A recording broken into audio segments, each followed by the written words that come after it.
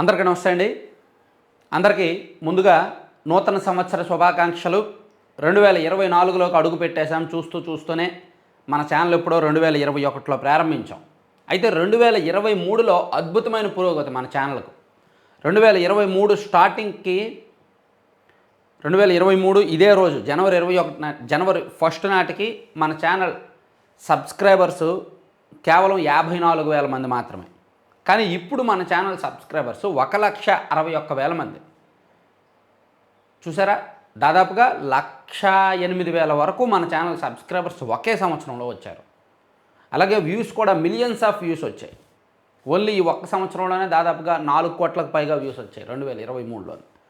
So అంటే మన channel అనేక మెట్లు పైకెక్కింది. నేను వ్యక్తిగతంగాను, నేను ప్రొఫెషనల్ పరంగాను అనేక మెట్లు పైకెక్కడానికి 2023 ఎంతో సహకరించింది. దానికి మీరందరూ కారణం.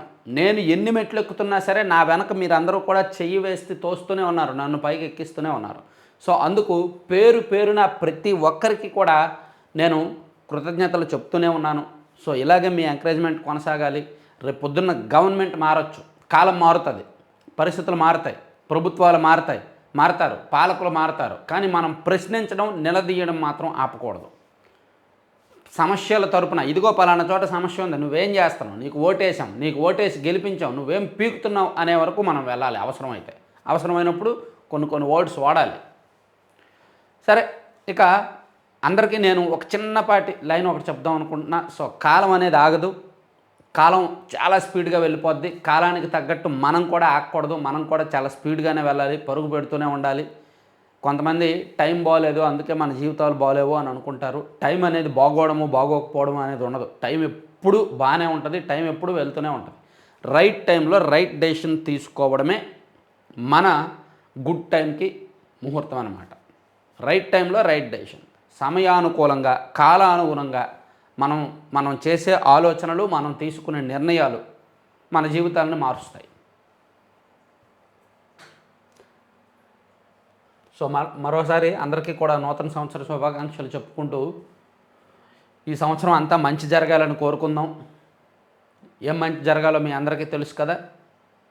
నేనైతే ప్రభుత్వం మారతాదా లేదా ప్రజల ఇష్టం, కానీ పరిపాలన తీరు మారాలని నేను కోరుకుంటా. ప్రభుత్వం ఎవరున్నా ఒకటే. సో పరిపాలన మారాలి, పాలనలో జవాబుదారీతనం రావాలి, ఫేక్ అబద్ధాలు పోవాలి, మంచి రావాలి, పారదర్శకత రావాలి అని నేను కోరుకుంటా. ఆ సీఎం కుర్చీలో ఎవరైనా ఉన్నాయి, పవన్ కళ్యాణ్ గారు ఉన్నాయి, జగన్మోహన్ రెడ్డి గారు ఉన్నాయి, చంద్రబాబు గారు ఉన్నాయి, ఎవరైనా ఉన్నాయి అక్కడ ఆ కుర్చీలో. కానీ మాకు కావాల్సింది జవాబుదారీతనం, పారదర్శకత.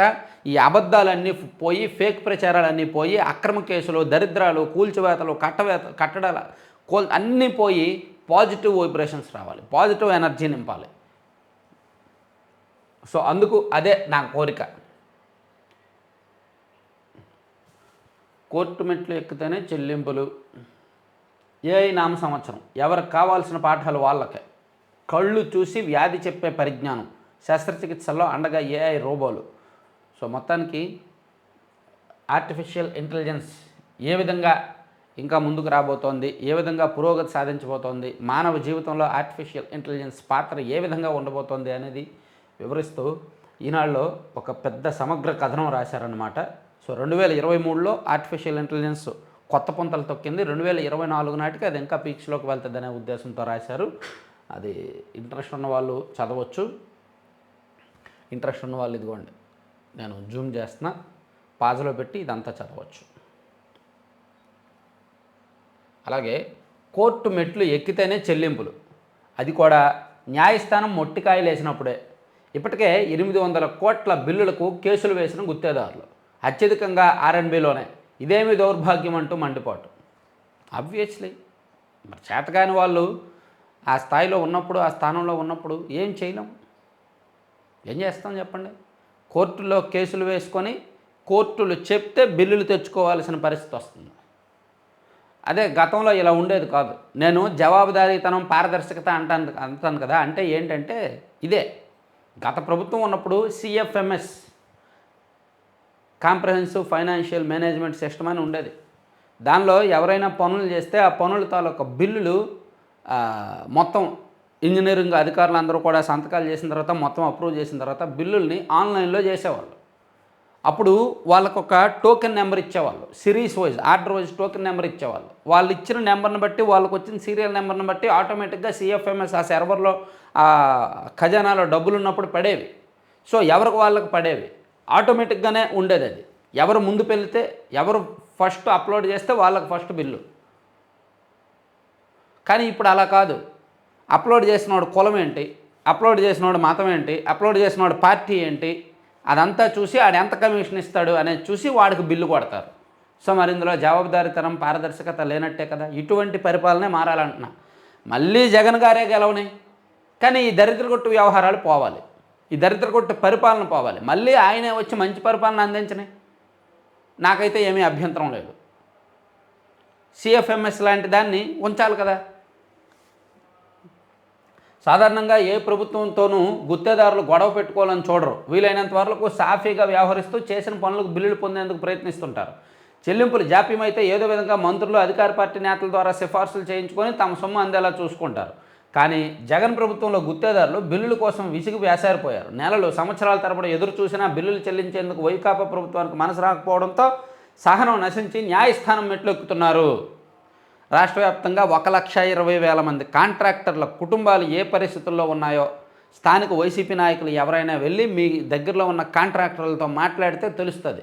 మీ కళ్ళు, మీ బ్లూ కళ్ళద్దాలు పెట్టుకున్న కళ్ళు చెమరుస్తాయి వాళ్ళ కష్టాలు వింటాయి.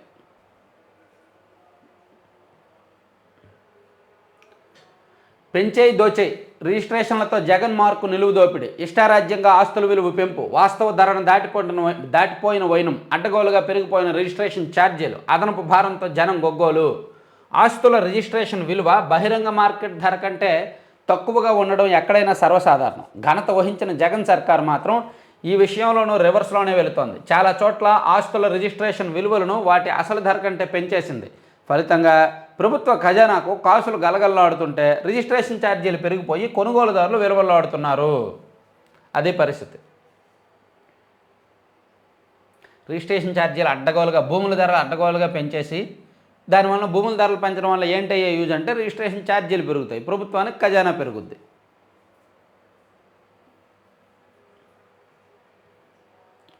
సంపూర్ణ ఆత్మవిశ్వాసంతో భారత్, ఆత్మనిర్భర స్ఫూర్తి సర్వత్రా విరాజిల్లుతోంది. 2024లోనూ దాన్ని కొనసాగిద్దాం. మన్ కీ బాత్లో ప్రధాని పిలుపు. నిరుడు దేశం సాధించిన విజయాలను గుర్తు చేసిన మోదీ, ఫిట్నెస్ చిట్కాలు పంచుకున్న ప్రముఖులు. మాటల మాంత్రికుడు ప్రధానమంత్రిగా ఉన్నప్పుడు ఎన్నైనా జరుగుతాయండి. రండి ఆధునిక ఆంధ్రప్రదేశ్కు పునాదులేద్దాం. రాష్ట్ర దశ దిశ మార్చేలా తెదేపా జనసేన ఉమ్మడి మేనిఫెస్టో. శతాధిక తప్పుల శిశుపాలుడిపై ఓటు అస్త్రాన్ని ప్రయోగిద్దాం చంద్రబాబు. ప్రజలకు నూతన సంవత్సర శుభాకాంక్షలు తెలిపిన తెదేపా అధినేత. నూతన సంవత్సరంలో హింస, అవినీతి, అశాంతి, అక్రమాలు, అమానుషాలకు తావులేని ఆధునిక ఆంధ్రప్రదేశ్ నిర్మాణానికి పటిష్టమైన పునాదులు వేద్దామంటూ ప్రతిన బోనాలని రాష్ట్ర ప్రజలకు తెదేపా అధినేత చంద్రబాబు పిలుపునిచ్చారు. శతాధిక తప్పిదాల శిశుపాలుడిని 2024లో ఓటు అస్త్రాన్ని ప్రయోగించి సాగనంపేందుకు ప్రజలు సిద్ధం కావాలని కోరారు. ఓకే, టీడీపీ జనసేన మేనిఫెస్టో అని ఊరిస్తున్నారు కానీ అది రిలీజ్ చేయట్లా. రిలీజ్ అవుద్ది, కొంచెం జరుగుతున్నాయంట, వర్క్స్ జరుగుతున్నాయంట. ఇక ఉపాధ్యాయ విద్యలో ఆమ్యామ్యాల పాఠాలు, బీఈడీ కౌన్సిలింగ్కు 3.40 కోట్ల వసూలు. కీలక ప్రజాప్రతినిధి, ఉన్నతాధికారుల కోసం యాజమాన్యాల సేకరణ. ఒక్కో సీటుకు 1000 వసూలు. కళాశాలలో లోపాలను సాకుగా చూపి దండుకునే ప్రయత్నం. జగన్ పాలనలో ఇవి విప్లవాత్మక సంస్కరణల. దీపం ఉండగానే ఇల్లు చక్కబెట్టుకునేలా సార్వత్రిక ఎన్నికలకు ముందు భారీ వసూళ్లకు ఓ కీలక ప్రజాప్రతినిధి, ఉన్నత విద్యాశాఖలోని ఓ అధికారి పథకం రచించారు. ఈ ప్రజాప్రతినిధి, అధికారి ఏకమయ్యారంటే ఎక్కడి నుంచైనా డబ్బులు పుట్టించగలరన్న విమర్శలు ఉన్నాయి. గతంలో డిగ్రీ, బీఈడీ కళాశాల నుంచి దండుకున్నట్టు ఆరోపణలు ఉన్నాయి. అధికార బలంతో ఏదో ఒక అడ్డంకి సృష్టించడం, లొసుగులను గుర్తించడం, వాటిని బూచిగా చూపుతూ వసూళ్లకు దిగడం ఉన్నత విద్యాశాఖలో కొందరికి పరిపాటైంది. తాజాగా బీఈడీ కౌన్సిలింగ్లో 3.40 కోట్ల అక్రమాలకు తెరతీశారు. కౌన్సిలింగ్లో జాప్యాన్ని కొనసాగిస్తూ యాజమాన్యాలపై ఒత్తిడి తెచ్చి వారే తీసుకొచ్చి డబ్బులు ఇచ్చేలా ఎత్తుగడ వేశారు. బీఈడీ కళాశాలల కౌన్సిలింగ్ ప్రవేశాల ప్రక్రియను ఉన్నత విద్యాశాఖ నిర్వహిస్తోంది. సో అదనమాట సంగతి. బీఈడీ కౌన్సిలింగ్ అఫ్కోర్స్ బీఈడీ కాలేజీలు మన రాష్ట్రంలో ఇబ్బడిముబ్బడిగా ఉన్నాయి. ఫేక్ బీఈడీ కాలేజీలు ఉన్నాయి, ఫేక్ అడ్మిషన్లు ఇస్తారు, ఫేక్ అంతా చూచిరాతలు, ఫేక్ సర్టిఫికేట్లు ఇవన్నీ ఎక్కువ, ఆ కల్చర్ ఎక్కువ. కావాలంటే మీకు పశ్చిమ ప్రకాశం జిల్లాలో మార్కాపురం, కనిగిరి ఆ చుట్టుపక్కల ఉన్న కాలేజీలను చూస్తే అర్థమవుతుంది. పొదిలి ఆ ప్రాంతంలో ఉన్న కాలేజీలు చూస్తే అర్థం ఏంటి బీఈడీ కాలేజీలు ఇలా కూడా ఉంటాయా, ఇటువంటి కాలేజీలు కూడా ఉంటాయా అని. అక్కడికి ఒడిశా నుంచి, కలకత్తాల నుంచి కూడా విద్యార్థులు వచ్చి పరీక్షలు రాస్తారు. ఒక్క పరీక్ష రాస్తే చాలు. అదంతా ఒక ఆమియా వ్యవహారం.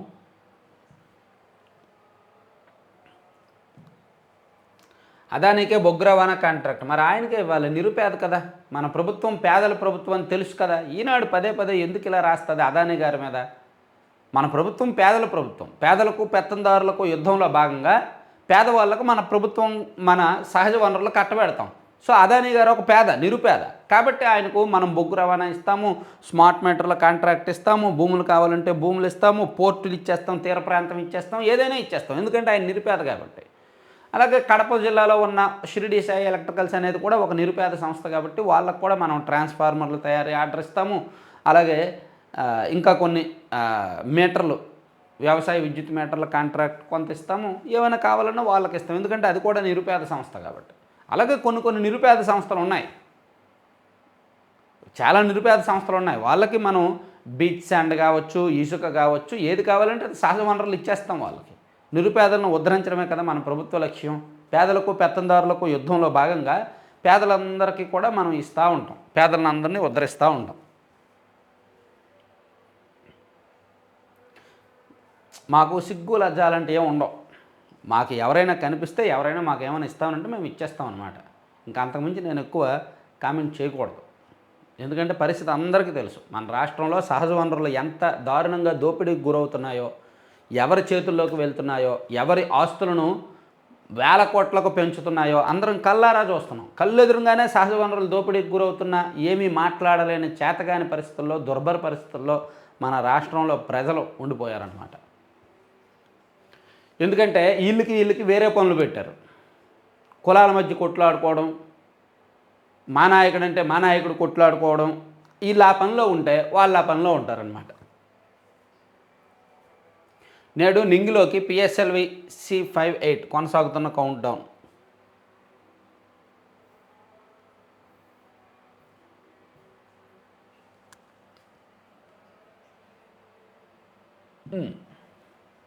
పెంచేయి దోచేయి. పోలవరం ప్రాజెక్టులో 1000 కోట్ల పాపం జగన్ ప్రభుత్వానిదే. అమ్మయ్య రేపు సాక్షిలో వస్తుంది, లేదా అంబటి రాంబాబు గారు వస్తారు కాసేపట్లో. రామోజీరావు కనిపించలేదా, చంద్రబాబు ఉన్నప్పుడు కాఫర్ డ్యామ్ కుంగింది అది ఇదని ఏదో చెప్తారు. కాఫర్ డ్యామ్ కుంగడానికి చంద్రబాబే కారణం, పోలవరం పూర్తవడానికి చంద్రబాబే కారణం, ఏదో ఉన్నాయిలే. మా పక్కింట్లో వాళ్ళకి రాకపోవడానికి కూడా చంద్రబాబే కారణం, మా ఎదురింటి వాళ్ళకి పెళ్ళి అవ్వకపోవడానికి కూడా చంద్రబాబే కారణం అని కూడా చెప్తారు. జగన్ ప్రభుత్వం నిర్లక్ష్యం పోలవరం ప్రాజెక్టును చీకట్లోకి నెట్టివేయడంతో పాటు అనేక సాంకేతిక సవాళ్లను మిగిల్చింది. ఏడాదిన్నరకు పైగా పనులు పూర్తిగా మందగించడంతో ప్రాజెక్టుకు సంబంధించి ఎన్నో కీలక నిర్మాణాలు దెబ్బతిన్నాయి. వైకాపా ప్రభుత్వం నిర్లక్ష్యం కారణంగా పోలవరంపై రూ. 1000 కోట్లకు మించి అదనపు భారం పడబోతోంది. ఎగువ కాఫర్ డ్యాంలో గ్యాప్లు సరైన సమయంలో పూడ్చకపోవడం వలన 2020 సంవత్సరంలో సంభవించిన భారీ వరదలకు ఎంతో కీలకమైన డయాఫ్రమ్ వాల్ ధ్వంసమైంది. దీంతో గోదావరి గర్భంలో 150 అడుగులకు పైగా లోతు నుంచి దీనిని మళ్ళీ కొత్తగా నిర్మించాల్సి ఉంటుంది. గోదావరి గర్భంలో 150 అడుగుల లోతు నుంచి ఈ డయాఫ్రమ్ వాల్ మళ్ళీ నిర్మించాలి. కష్టం, డబ్బులు బోల్డ్ అవుతాయి, అందుకే డబ్బులు అవుతాయని రాశారు. సో దేనికి ఎంతెంత అవుద్ది అనేది రాశారు. ప్రధాన డ్యాము, ప్రధాన గ్యాప్ అంట, డయాఫ్రమ్ వాల్ అంట, గైడ్ బండ్ అంట, అలాగే ఎగువ దిగువ కాఫర్ డ్యాములు అంట, ఇవన్నీ మళ్ళీ కట్టాలి, డబ్బులు ప్లస్ టైము. నిజాన్ని దాచి 100% గొప్పలు. బడియుడి పిల్లలంతా బడిలోనే ఉన్నారంటూ ప్రభుత్వం ప్రచారం. 897 మంది బాల కార్మికులకు CID విముక్తి. అందరూ బడిలో ఉంటే వీరు ఎక్కడి నుంచి వచ్చారో ఒక అబద్ధాన్ని పదే చెప్పి నిజమని అందరినీ నమ్మించడం గోబెల్స్ విధానం. వాడు హిట్లర్ నియంత పాలనకు అది బాగా కలిసి వచ్చింది. నేడు జగన్ సర్కారు ఇదే విధానాన్ని పాటిస్తూ ప్రజలను నమ్మించేందుకు ప్రయత్నాలు చేస్తోంది. రాష్ట్రంలో బాల కార్మికులు ఉన్నారని, వారిలో కొందరిని బడిలో చేర్పించామని CID విభాగం చెబుతుండగా, ప్రభుత్వం పాఠశాలల విద్యాశాఖ మాత్రం GER 100% సాధించామంటూ గొప్పలు చెప్పుకుంటోంది. రాష్ట్రంలో బడికి వెళ్ళే వయసున్న పిల్లలు బడికి వెళ్తున్న విద్యార్థుల గణాంకాల ఆధారంగా జీఏఆర్ లెక్కిస్తారు. ప్రభుత్వం ఇది 100% సాధించినట్టు ప్రచారం చేస్తుంది. ఎందుకు మనకు కళ్ళు ఎదురుగా ఏమండి, విజయవాడ సెంటర్లో ఎంతమంది పిల్లలు మనకు కనిపిస్తారండి? రోడ్ల మీద ఎంతమంది పిల్లలు మనకు కనిపిస్తారండి? బడికి వెళ్లకుండా ఏదో చెత్త ఏరుకుంటున్నాం, ఏదో ఒకటి చేసుకుంటున్నాం, కనిపిస్తారు కదా. సో మరి ఎలా 100% జీఏఆర్ సాధించామని చెప్తారు? అంతా ఫేక్ ప్రచారం. అదే నేను అంటున్నా, ఫేక్ ప్రచారాలు ఎక్కువ, చేసేది తక్కువ, చెప్పుకునే సెల్ఫ్ డబ్బాలు ఎక్కువ. ఇటువంటి దరిద్రగొట్టమే మారాలి. సరే, ఈనాడు పక్కన పెట్టి సాక్షికి వెళ్దాం. సో సాక్షి అభిమానులకు కూడా నూతన సంవత్సర శుభాకాంక్షలు అండోయ్. నేనేదో మన ఛానల్ సాక్షి అభిమానులు కూడా చాలామంది ఉంటారు కదా, వాళ్ళకు కూడా నూతన సంవత్సర శుభాకాంక్షలు. మరి చెప్పలేదు అనుకుంటారు వాళ్ళు. ఇది విశ్వసనీయత. ఏది విశ్వసనీయత? మెగా డిఎస్సి ఇవ్వకపోవడమా, రాజధాని కట్టకపోవడమా, పోలవరం కట్టకపోవడమా? కాదు, ఏదో రాశారు. న్యూ ఇయర్ గిఫ్ట్గా నేటి నుంచి పెన్షన్ 3000. ప్రతి అడుగులో నమ్మకాన్ని పెంచిన ముఖ్యమంత్రి జగన్. అవును, ఎన్నికలకు 4 నెలల ముందు 3000కు పెన్షన్ చేస్తే, ఎన్నికలకు 4 నెలల ముందు ఆడుదాం ఆంధ్ర అని పోటీలు పెడితే, ఎన్నికలకు 6 నెలల ముందు ఆరోగ్య సురక్ష అని ఆరోగ్య శిబిరాలు పెడితే ఇది విశ్వసనీయత. కానీ గత ప్రభుత్వం ఎన్నికలకు 4 నెలల ముందు పసుపు కుంకుమ ఇస్తే అది విశ్వసనీయత కాదు, అదేమో ఎన్నికలకు ముందు ఇచ్చినట్టు. గత ప్రభుత్వం ఎన్నికలకు 7 నెలల ముందు యువకులకు నిరుద్యోగ భృతి ఇస్తే అది విశ్వసనీయత కాదు, అదేమో ఎన్నికలకు ఉన్నాయి కాబట్టి ఇచ్చినట్టు. గత ప్రభుత్వం ఎన్నికలకు 4 నెలల ముందు పింఛన్ను 1000 నుంచి 2000 పెంచితే అది విశ్వసనీయత కాదు. సో నా దృష్టిలో అది రాజకీయమే, ఇది రాజకీయమే. అది రాజకీయ ప్రయోజనాల కోసమే, ఇది రాజకీయ ప్రయోజనాల కోసమే. కాకపోతే వీళ్ళు అది మోసం అంటారు, ఇది విశ్వసనీయత అంటారు. రెండు ఒకేలా జరుగుతున్నప్పుడు, రెండు ఒకే టైంలో జరుగుతున్నప్పుడు అది మోసం ఎలా అవుద్ది, ఇది విశ్వసనీయత ఎలా అవుద్ది? అది రాజకీయమే, ఇది రాజకీయమే కదా.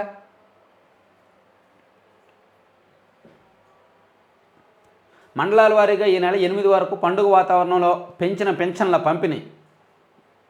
3వ తేదీన కాకినాడలో స్వయంగా పాల్గొన్న సీఎం జగన్. స్థానిక ఎమ్మెల్యేలు, ప్రజాప్రతినిధుల ఆధ్వర్యంలో ఎక్కడికక్కడ ఉత్సాహంగా కార్యక్రమం. ఎక్కడున్నారు ఎమ్మెల్యేలు? ఎవరున్నారు ఎమ్మెల్యేలు? ఏ ఎమ్మెల్యే పంచుతారు? ఎమ్మెల్యేలు చాలామంది జంపింగ్కి రెడీగా ఉంటే ఎమ్మెల్యేలతో కలిపి పంచుతారంట. చాలా నియోజకవర్గాల్లో ఎమ్మెల్యేలు పాల్గొనరు. చాలా నియోజకవర్గాల్లో ఎమ్మెల్యేలు లేకుండానే సభలు జరుగుతాయి. ఎంతమంది ఎన్ని గొడవలు చేస్తారో ఏంటో, అదొక భయం. ఎప్పటి మాదిరిగానే నిర్దేశించిన తేదీల్లో గడప వద్ద లబ్ధిదారులకు పింఛన్లు అందించనున్న వాలంటీర్లు. ఈ నెల నుంచి కొత్తగా మరో 1,17,161 మందికి కూడా పింఛన్లు. జనవరిలో మొత్తం 66.34 లక్షల మందికి రూ. 1968 కోట్ల పింఛన్లుగా పంపిణీ. మంచిది, ఓకే. మాకు జోగి రమేష్ గారు ఏదో మాట్లాడారు. లేఖ రాయాల్సింది స్కిల్ స్కామ్పై. అయ్యో, అనవసరంగా ఇళ్ళ స్కామ్ మీద రాశారే. అవునా? ఇంకా రాయాల్సింది మద్యం స్కామ్ మీద రాయాల్సింది పవన్ కళ్యాణ్ గారు. మద్యం స్కామ్, టోఫెల్ స్కామ్ మీద రాయాల్సింది. ఈ ట్యాబ్ల పంపిణీ ఎందుకు అనేది రాయాల్సింది. అసలు అమూల్ పాల వెనక ఏం జరుగుతుంది, అమూల్కి ఎందుకు భూములు దారాదత్తం చేస్తున్నారు అనేది రాయాల్సింది. ఇలా చాలా ఉన్నాయి లేఖలు రాయడానికి, ఒక్కటే కాదు చాలా ఉన్నాయి. అసలు భూ కేటాయింపుల మీద రాయాలి. ఈ ప్రభుత్వం వచ్చిన తర్వాత కొంతమందికి భూములు భారీగా కేటాయించారు, దాని మీద లేఖలు రాయాల్సిందే. అదేనా జోగి రమేష్ గారు చెప్పింది? కాదు, స్కిల్ స్కామ్ మీద రాయాలంట. ఇల్లు వాకిలి లేనోళ్ళు లేఖలు రాయడమేనా? మంత్రి జోగి రమేష్. ఇంటి స్థలం హామీని ఎగ్గొట్టిన బాబును ప్రశ్నించవా పవన్? జనసేన అనే ప్యాకేజీపై మేము కూడా లేఖలు రాస్తాం. మీరు అంతకుమించి ఏం లేఖలు రాయగలరు? అంతమించి ఏమైనా లేఖలు రాయగలరా? మేము ఈ గొప్పలు సాధించామని లేఖలు రాయండి. ఇదిగో మేము 25 లక్షలు ఇల్లు కట్టించి ఇస్తామన్నాం. అవును, 25 లక్షలు పూర్తయిన 25 లక్షల మందికి లేఖలు రాయండి. రాయలేరు, ఎందుకంటే 25 లక్షలు ఇల్లు కట్టలేదు కాబట్టి. పొలం నుంచి మార్కెట్కు రైతుల రవాణా కష్టాలకు చెల్లిచీటి. వ్యవసాయ ఉత్పత్తుల తరలింపును పెద్ద ఎత్తున మౌలిక వస్తువులు. ఏఎంసీలు, మార్కెట్ యార్డులు, చెక్ పోస్టుల ఆధునికీకరణ. 1599 కోట్లతో ప్రతిపాదనలు సిద్ధం. 861.53 కోట్లతో కల్లాల నుంచి మార్కెట్ కమిటీలకు రోడ్లు. 197 కోట్లతో రైతు బజార్లో మౌలిక వస్తువుల కల్పన. వచ్చే 2 ఏళ్లలో చేపట్టేలా ప్రతిపాదించిన పనులకు పరిపాలన ఆమోదం. త్వరలో టెండర్లు పిలిచేందుకు సన్నాహాలు. మనవాడు ఎవడో ఉంటాడు, వాళ్ళకి టెండర్లు ఇచ్చేయండి, సంపాదించుకుంటాడు, ఎన్నికల్లో ఖర్చు పెట్టుకుంటాడు. అదేగా జరుగుతుంది. కొన్ని నియోజకవర్గాల్లో ఆకస్మికంగా పనులు చేస్తున్నారు. మీరు కావాలంటే చూడండి, అబ్జర్వ్ చేయండి. చాలా నియోజకవర్గాల్లో ఇప్పటికిప్పుడు రోడ్లు వేస్తారు, డ్రైన్లు కట్టేస్తారు. ఏవో నామకే వాస్తిగా కడతారు. ఎందుకంటే బిల్లుల కోసం, డబ్బుల కోసం హడావిడిగా ఇదిగో మా నియోజకవర్గానికి 5 కోట్లు మంజూరైంది, 10 కోట్లు మంజూరైంది అని అంటుంటారు. మీరు గమనించండి. ఎందుకంటే అది ఆ లోకల్లో వైసీపీ కార్యకర్తల జేబుల్లోకి డబ్బులు వెళ్ళడం కోసం ఇప్పటికిప్పుడు కొన్ని పనులు మంజూరు చేశారు. ఆ ఎన్నికల్లో ఖర్చు పెట్టుకోవడానికి ఆ డబ్బులు అనమాట. అది అంతమించి ఇంకేం కాదు. నిజంగా రోడ్లు వేసేస్తారేమో, పనులు జరుగుతాయేమోనని ఎవరు ఆలోచించొద్దు, భ్రమలోకి వెళ్ళొద్దు, రియాలిటీ షోలో పాత్రదారులుగా కావద్దు. ఆర్థిక సంవత్సరానికి కొత్త చైర్మన్ 16 ఆర్థిక సంఘానికి కొత్త చైర్మన్ 16వ ఆర్థిక సంఘానికి నూతన చైర్మన్గా అరవింద్ పనగరియాను కేంద్ర ప్రభుత్వం నిర్మించింది. టీఈహెచ్పై నిషేధం. పాకిస్తాన్ అనుకూల వేర్పాటువాద సంస్థ తెహ్రిక్ ఏ హురియత్పై కేంద్ర హోంశాఖ నిషేధం విధించింది. 2024లోనూ నూతన ఏడాదిలోనూ వికసిత్ భారత్ స్ఫూర్తిని కొనసాగించాలని ప్రజలకు నరేంద్ర మోదీ పిలుపునిచ్చారు.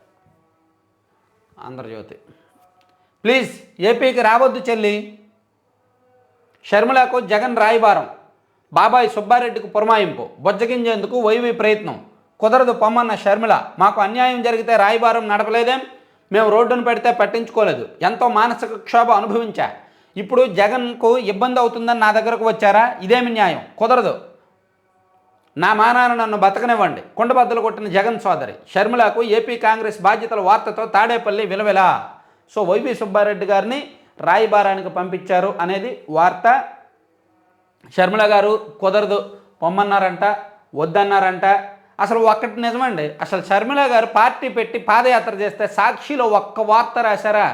ఎంత అన్యాయం తెలుసా? అసలు షర్మిల గారికి జగన్మోహన్ రెడ్డి గారు లేదా ఆ కుటుంబం నిజంగా ఎంత అన్యాయం చేశారనడానికి ఒకే ఒక్కటి కారణం. నేను అన్నీ మాట్లాడను, ఏమీ మాట్లాడను. సాక్షి వైఎస్ జగన్మోహన్ రెడ్డి గారి సొంత పత్రిక కదా, కనీసం ఆంధ్రజ్యోతి ఈనాడులో ఇచ్చిన కవరేజ్ అయినా సరే తెలంగాణ సాక్షి ఎడిషన్లో ఇచ్చారా షర్మిల గారి పాదయాత్రకి? ఇవ్వలా. అంటే షర్మిల గారు అసలు రాజకీయంగా ఎదగకూడదు, షర్మిల గారి పార్టీ ప్రజలకు చేరువ అవ్వకూడదు అని సాక్షి ప్రయత్నించింది కదా. అంటే జగన్మోహన్ రెడ్డి గారి సొంత పత్రిక, అంటే జగన్మోహన్ రెడ్డి గారికి అభిమతం ఉన్నట్టే కదా. జగన్మోహన్ రెడ్డి గారి కుటుంబం నుంచి ఆదేశాలు వెళ్తేనే షర్మిల గారి పాదయాత్రను కవర్ చేయరు కదా. షర్మిల గారే నేరుగా సాక్షి గురించి కామెంట్ చేశారు. సో ఇప్పుడు అదంతా నువ్వు కాంగ్రెస్లోకి వెళ్ళొద్దు, నీకు కడప ఎంపీ ఇస్తాము, అది ఇస్తామంటే షర్మిల గారేమీ అంత తెలివి తక్కువ వాళ్ళు కాదు కదా, సేమ్ బ్లడ్ కదా, సేమ్ జీన్స్ కదా. సో ముఖ్యమంత్రి వైఎస్ జగన్మోహన్ రెడ్డి సోదరి వైఎస్ షర్మిల ఏపీ కాంగ్రెస్ అధ్యక్ష బాధ్యతలు చేపట్టబోతున్నారన్న వార్తతో తాడేపల్లి విలువెల్లాడుతోంది. ఆంధ్రప్రదేశ్లో షర్మిల అడుగు పెడితే జగన్కు రెక్కలు ఊడినట్లేనని బెంబేలెత్తుతోంది. జగనన్న బాణం తాడేపల్లి తలుపులు బద్దలు కొట్టుకుని తనపైకే దూసుకొస్తుండటంతో షర్మిలలో తీవ్ర కలవరం మొదలైంది. సోదరి షర్మిల ఏపీ వైపు రాకుండా నచ్చజెప్పడానికి జగన్ రాయబారం పంపినట్టు తెలుస్తోంది. వైసీపీ సీనియర్ నేత బాబాయ్ వైవి సుబ్బారెడ్డిని రంగంలోకి దించినట్టు సమాచారం. అత్యంత విశ్వసనీయ వర్గాల సమాచారం మేరకు ఏపీలో జగన్కు వ్యతిరేకంగా ప్రచారం చేస్తే అది కుటుంబంలో చిచ్చు పెట్టినట్లు అవుతుందని, అది ఎవరికి మంచిది కాదని షర్మిలకు సుబ్బారెడ్డి నచ్చజెప్పే ప్రయత్నం చేశారు. కానీ ఆమె తీవ్ర స్థాయిలో విరుచుకుపడినట్టు తెలిసింది. ఇన్నాళ్ళు మేము రోడ్డును పెడితే ఎవరూ పట్టించుకున్నారు, నాకు అన్యాయం జరిగిన రోజు నెత్తి నోరు బాదుకుంటే ఆ రోజు మీరు ఎందుకు రాయబారం నడపలేదు, నేను రోడ్డును పెడితే మీకు కష్టాల్లో సరదాగా ఉందా, నేను కష్టాల్లో ఉన్నప్పుడు నా ముఖం చూశారా? నిజానికి వైవి సుబ్బారెడ్డి గారు కూడా నేరుగా మాట్లాడరు, మేబీ విజయమ్మ గారి ద్వారా వెళ్ళుంటారు. నేను ఒక్కటి మాత్రం చెప్పగలనండి, విజయమ్మ గారికి ఎంతైనా ఒక తల్లిగా తల్లి కడుపున పుట్టిన పిల్లలందరికీ ఒకే రకంగా ప్రేమ పంచుతారు, ఒకే విధంగా చూస్తారు. సో విజయమ్మ గారు ఇద్దరు వైపున ఉండాలి, ఇద్దరు బాగుని కోరుకోవాలి. కాబట్టి విజయమ్మ గారు కూడా మేబీ షర్మిల గారిని నచ్చచెప్పే ప్రయత్నం చేస్తారని అనుకుంటున్నా. ఎందుకంటే షర్మిల గారు ఏపీకి వస్తే ఖచ్చితంగా జగన్మోహన్ రెడ్డి గారికి కష్టాలు తప్పవు, వైసీపీకి కష్టాలు తప్పవు, వైసీపీ పునాదులు కూలిపోయే అవకాశం ఉంటుంది, వైసీపీ ఓటింగ్ తగ్గుద్ది. సో అది చూస్తూ తెలిసి షర్మిల గారు ఏపీకి రావడానికి వైఎస్ ఫ్యామిలీని ఒప్పుకునే అవకాశం ఉండదు. అందుకు షర్మిల గారి మీద అనేక ఒత్తిళ్ళు ఉంటాయి. నిజంగా ఆమె ఒత్తిళ్లను దాటుకొని ఆంధ్రప్రదేశ్ కాంగ్రెస్ అధ్యక్షురాలుగా బాధ్యతలు చేపడితే మాత్రం ఆమెకు నిజంగా గట్స్ ఉన్నట్టే. అప్పుడు హ్యాట్స్ ఆఫ్ చెప్పాల్సిందే మనందరం కూడా. ఎందుకంటే ఎన్నో ఒత్తిళ్ళు ఉంటాయి. తల్లి కూడా వద్దనే చెప్తారు చివరికి. విశాఖలో గ్యాంగ్ రేప్, 17 ఏళ్ల బాలికపై 10 మంది వచ్చేసారు. ప్రేమించిన ప్రియుడే వంచాడు, స్నేహితుడితో కలిసి ఆమెపై అఘాయిత్యం, వాదార్చినట్టు నటించి మరొకడు దుర్మార్గం, పలు హోటళ్లలో మిత్రులతో కలిసి ఆక్రోత్యం, వారం రోజుల పాటు బాలికకు నరకం. దారుణం అండి, విశాఖపట్నంలోనంట. గుట్టుగా దోపిడీకి షురు, ఇసుక ఒప్పందాల్లో జగన్ నాటకం. డిసెంబర్ 11న ప్రతిమ జేసీకేసీతో అగ్రిమెంట్, ఆ రోజు నుంచే అమ్మకం బాధ్యతలు. కానీ 22న కలెక్టర్లకు గనుల శాఖ ఉత్తర్వులు, 2 ఏళ్ల వ్యవధితో కాంట్రాక్టు, పర్యావరణ అనుమతులపై సందేహాలు, ఈ కంపెనీలు ఇచ్చే రాయల్టీ ఎంతో, వివరాలు రహస్యంగా ఉంచిన సర్కారు.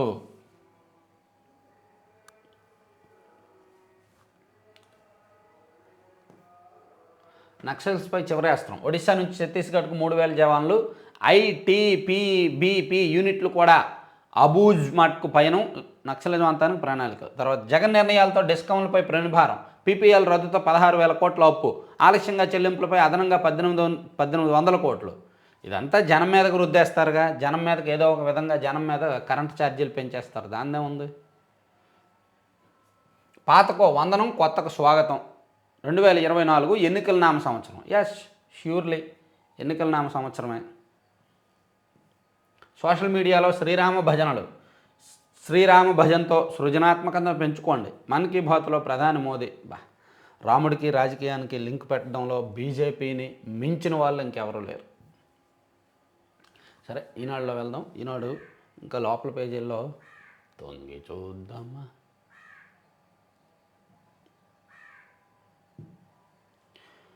అకారణంగా ఓట్లు తొలగిస్తే శిక్షార్హులే. ఎస్, శిక్షార్హులే. అవినీతి చేస్తే శిక్షార్హులే. కానీ చేయకుండా ఉంటున్నారా చెప్పండి. దోపిడీలు చేస్తే శిక్షార్హులే. గనులు, బీచ్ శాండు, ఇసుక, ప్రకృతి వనరులు దోస్తే శిక్షార్హులే. కానీ చేయకుండా ఉంటున్నారా? అలాగే అకారణంగా ఓట్లు తొలగించినా శిక్షార్హులే. కానీ చేయకుండా ఉంటారా? అధికారం వాళ్ళ చేతిలోనే ఉంది. అక్కడ సమస్య ఏంటంటే పరీక్ష పేపర్ తయారు చేసేది వాళ్ళే, పరీక్ష రాసేది వాళ్ళే, మార్కులు వేసుకునేది వాళ్ళే, పాస్ అయ్యామని గొప్పలు చెప్పుకునేది వాళ్ళే, సర్టిఫికేట్లు పంచుకునేది వాళ్ళే, ఆ సర్టిఫికేట్లతో ఉద్యోగాలు ఇచ్చుకునేది వాళ్ళే. ఇక్కడ ఎవరికి ప్రమేయం లేదు, ఎవరికి సంబంధం లేదు. మధ్యలో ఎవరైనా ఏ ఇన్విజిలేటర్ ఎవరో వచ్చినా వాడు వ్యతిరేకంగా ఉంటే వాడిని లోబరుచుకుంటారు. వాడు ఒకవేళ నిజాయితీగా వ్యతిరేకంగా ఉంటే వాడి మీద ఒక కులముద్ర, ఒక పార్టీ ముద్ర వేసేసి మానసిక క్షోభకు గురి చేసి పంపించేస్తారు. అలాంటి దరిద్రమైన అవస్థలో మనం ఉన్నాం, వ్యవస్థలో మనం ఉన్నాం. అవన్నీ తెలిసి కూడా వాళ్ళు శిక్షార్హులే, వీళ్ళు శిక్షార్హులే అని మనం కుర్చీలో కూర్చొని కబుర్లు చెప్పుకోవడానికి బాగానే ఉంటుంది, కానీ క్షేత్రస్థాయిలో అంత బాగాలేదు. సో ఎనీవే, మీ పోరాటం అయితే బాగానే ఉంది. నిమ్మగడ్డ రమేష్ కుమార్ గారి పోరాటం అయితే మాత్రం స్ఫూర్తివంతంగా కొనసాగుతోంది. చూద్దాం మంచి రిజల్ట్స్ వస్తాయో లేదో. అమరావతి బృహత్ ప్రణాళికను దెబ్బతీసే కుట్ర, భూసేకరణ ప్రకటన ఉపసంహరించుకునేందుకు ఎత్తులు, సిఆర్డీఏ అధికారుల ప్రయత్నాలు, వైకాపా నాయకుల వేధింపులతోనే బలవన్నమరణం, అంగన్వాడీ కార్యకర్త పోస్టు నుంచి తప్పిస్తామని బెదిరిస్తున్నారు, ఆత్మహత్యకు పాల్పడిన సాక్షి విలేకరి భార్య ఆవేదన, విశాఖలో గ్యాంగ్ రేప్. సో ఇవి 3 పత్రికల్లో ఉన్న వార్తలు. మరిన్ని కీలకమైన అంశాలతో యాక్చువల్ ఇంకా ఈనాడులో లోపల పేజీల్లో ఇచ్చారు. ఈనాడులో లోపల పేజీల్లో కూడు దొరకదు, గోడు తీరదు, భవన నిర్మాణ కార్మికులకు పొట్టగొట్టిన జగన్ సర్కారు. సో భవన నిర్మాణ కార్మికులు ఏ విధంగా కష్టాలు పడుతున్నారు, వైఎస్ఆర్ బీమా ఏటా 2,000 కోట్ల మళ్లింపు, 750 కోట్ల డిపాజిట్, నవరత్నాల పేరుతో సంక్షేమ బోర్డు పథకాలు నిలిపివేత, ఇదంతా కూడా ఒకటి రాశారు. అలాగే లోపల పేజీలో కాళ్ళ కింద నేల కదిలిపోతుంది, ఉన్న భూమి కంటే తగ్గుతున్న విస్తీర్ణము, తప్పులు తడగ్గా భూముల సర్వే అనేది కూడా లోపల పేజీల్లో రాశారు. సో రకరకాల అంశాలు రాస్తున్నారు. మనం వీలైనంత మేరకు సింపుల్గా చెప్పుకుంటూ వెళ్తున్నాం అన్నమాట. Thank you.